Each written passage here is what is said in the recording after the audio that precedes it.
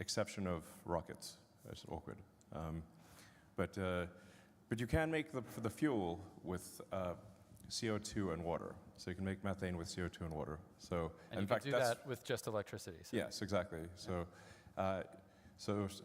in fact, on Mars, if we hopefully get there at some point, the atmosphere is CO2, and there's water ice throughout Mars. So you can take the CO2 and H2O and turn that into CH4, which is methane, and oxygen.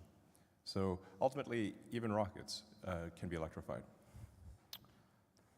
So first, repowering the existing grid with renewables. And this is going to be a consistent theme. You'll see our estimates for the number of terawatt hours, terawatts, and trillions of investment at the bottom of the page.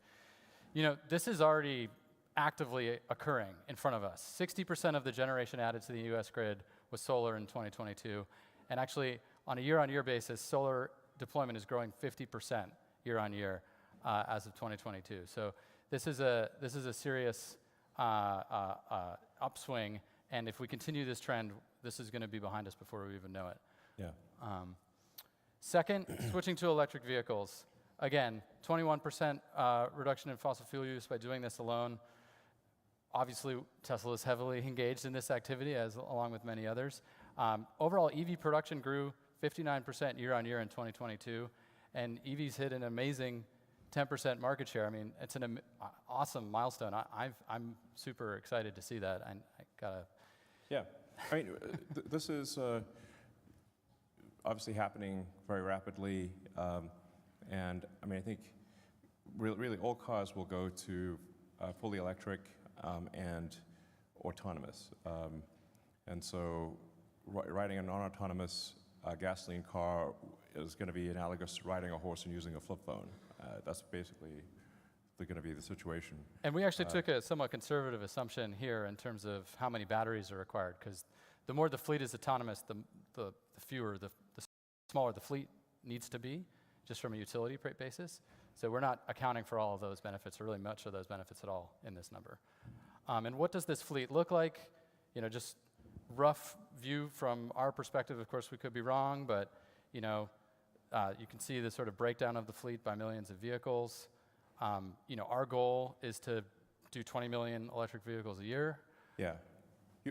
Fewer vehicles will be needed, at least passenger vehicles, with autonomy. So there's some debate as to what that number is, but it's some number less than the number of vehicles needed today. There's roughly 2 billion cars and trucks in operation in the world today. And yeah, so what we show here is actually, I think, only 1.4 million or so.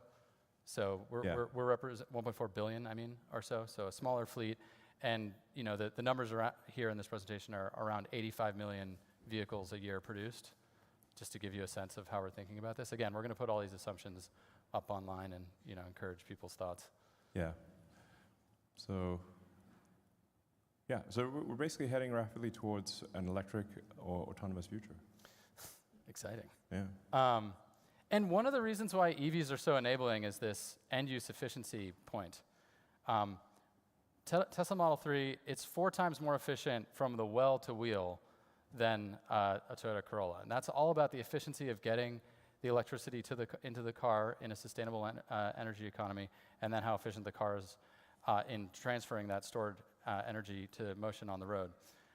When compared to the engine in the Toyota Corolla and all the extraction, refining, transmission, distribution of the gasoline to the Toyota Corolla.